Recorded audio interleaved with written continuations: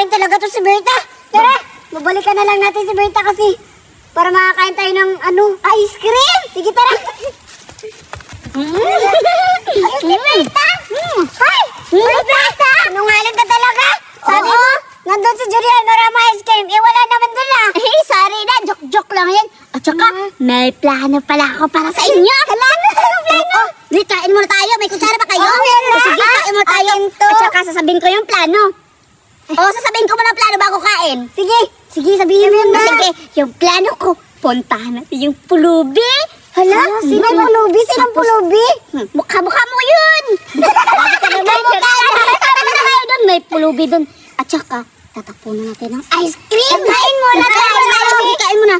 Sige. Ayun ang kutsara. Bilisan niyo ako. Ayun ba? Tayo na. Ayan. Masarap. Ako naman, Nabi. Laki ng bungama. Teka lang. Bunganga mo dahil. Masarap. Tayo na, puntahan na natin si ano. Sige. Yung pulubi. Tara. Sarap din. Ayun, yung pulubi. Dahan tayo. At saka, magpakapait muna tayo. Sige. Hi, pulubi! Then, pumunta kami dito para bibigyan ko namin kasi alam namin nagugutom ka. Oo, kutsara.